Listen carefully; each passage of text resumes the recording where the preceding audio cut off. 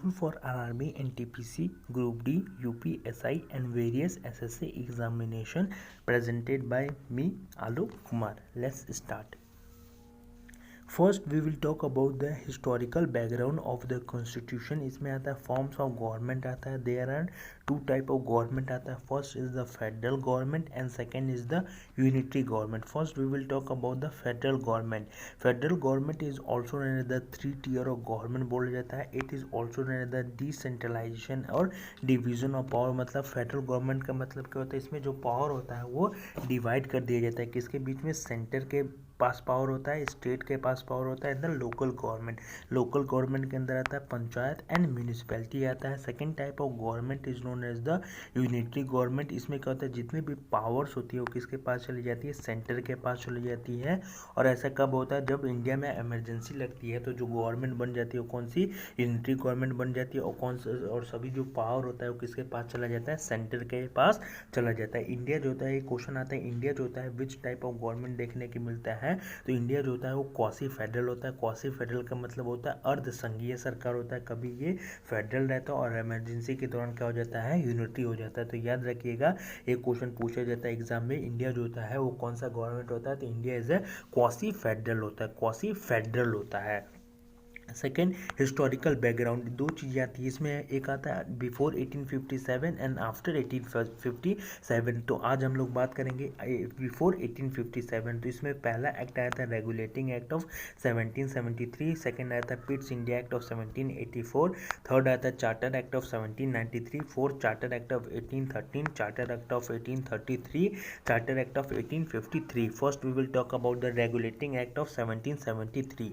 इसमें एक कमेटी बनाई गई थी जिसके प्राइम मिनिस्टर कौन थे? प्राइम मिनिस्टर नॉर्थ जो थे वो प्राइम मिनिस्टर थे. उस कमेटी के governor of Bengal was designated as the governor general of Bengal बना दिया गया था. इसका मतलब जो गवर्नर थे बंगाल के उन्हें क्या बना दिया गया था? गवर्नर जनरल ऑफ बंगाल बना दिया गया था. और सुप्रीम कोर्ट को इस्टेब्लिश कर दिया गया था किसके अंदर? कैलकाटा के अंदर 1774 में. तो याद है कि सुप्रीम कोर्ट को इस्टेब्लिश करा गया था कैलकाटा के अंदर 1774 में. ईयर कौन सा था? 1774 था. लेकिन एक्ट कौन सा था? रेगुलेटिंग एक्ट ऑफ 1773 था. और first governor general of Bengal was the Warren Hasting. जो था वो first governor general of Bengal बनाया गया था उनको. सेकेंड आता है पिट्स इंडिया एक्ट ऑफ 1784. इसमें बेटरमेंट के लिए किया गया था. इसके अंदर दो चीज़ें बनाई गई थी, board of control and second courts director बनाया गया था. बोर्ड ऑफ कंट्रोल के अंदर 6 मेंबर्स थे और इनको रिस्पॉन्सिबिलिटी दी गई थी, पॉलिटिकल वर्क की रिस्पॉन्सिबिलिटी दी गई थी. और सेकेंड आता है कोर्ट्स डायरेक्टर, इनको रिस्पॉन्सिबिलिटी दे दी गई थी, ट्रेड बिजनेस के लिए रिस्पॉन्सिबिलिटी दे दी गई थी. थर्ड एक्ट आता है चार्टर एक्ट ऑफ 1793. इसमें ये जो एक्ट है वो उतना इंपॉर्टेंट नहीं है, बस आप लोग इसमें याद रखें all the members of board of control was to be paid from the Indian revenue. जितने भी मेंबर्स थे बोर्ड ऑफ कंट्रोल के उनको सैलरी कहाँ से दी जानी थी? इंडियन रेवेन्यू से सैलरी दी जानी थी. और परमिशन दे दिया गया था ईस्ट इंडिया कंपनी का to ship opium from India to China. Permission दे दिया गया था किसे?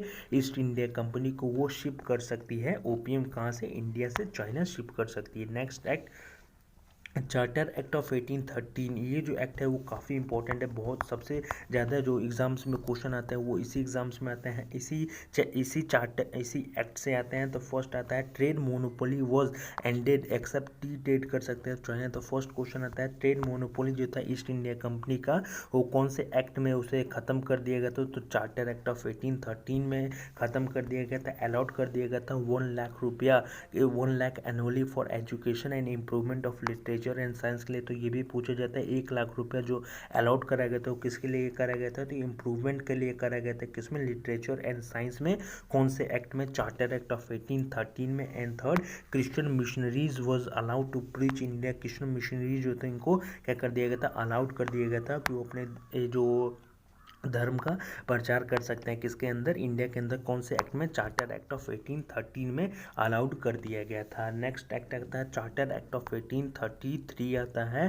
तो इसमें क्या कहता है जो गवर्नर जनरल ऑफ बंगाल बनाया गया था उनको क्या बना दिया गया था? गवर्नर जनरल ऑफ इंडिया बना दिया गया था. First governor general of India was the Lord William Bentinck थे. और थर्ड क्या? A law member was added to the 4th member to the governor general councils में ऐड कर दिया गया था. Law member does not have voting power and was not permanent भी नहीं था। लॉर्ड मैकॉले जो थे वो कहते हैं लॉ मेंबर थे। लॉर्ड मैकॉले को क्या बोला जाता है, फादर बोला जाता है इंग्लिश एजुकेशन। इंडिया के अंदर फादर किसे बोला जाता है, इंग्लिश एजुकेशन का लॉर्ड मैकॉले को बोला जाता है। इन्होंने रिकमेंडेशन दिया था, लेकिन इसको इम्प्लीमेंट किसने किया था, लॉर्ड विलियम बेंटिक ने इम्प्लीमेंटेशन किया था, तो याद रखिएगा आप लोग।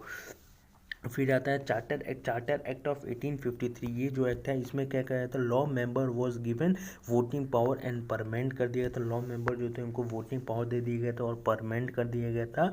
अ separate governor was appointed for the Bengal के लिए एक सेपरेट गवर्नर अपॉइंट कर दिया गया था। गवर्नर जनरल ऑफ इंडिया कौन किसे बना दिया गया था, लॉर्ड डलहौजी को बना दिया गया था। Open competition was introduce to recruit for the civil services के लिए ओपन कॉम्पिटिशन इंट्रोड्यूस करा गया था। और Macaulay committee was introduce to recruit for civil servants के लिए कौन सी कमेटी बनाई गई थी, मैकॉले कमेटी बनाई गई थी। मैकॉले कमेटी बनाई गई थी। तो बस आज के लिए इतना ही था। अगर आपको अच्छा लगा तो प्लीज़ इसे लाइक कर दीजिएगा, शेयर कर दीजिएगा अपने दोस्तों के साथ, और कमेंट सेक्शन में मुझे ज़रूर बताएं कि आपको कैसा लगा। तो मिलते हैं कल। अभी ये पार्ट 1 ये जो है वो पार्ट 1 है, क्योंकि इसमें हम लोगों ने क्या पढ़ा है, बिफोर 1857, कल पढ़ेंगे आफ्टर 1857। तो थैंक यू वेरी मच। मिलते हैं कल एक बहुत ही फ्रेश वीडियो के साथ। तो चलिए bye, thank you very much.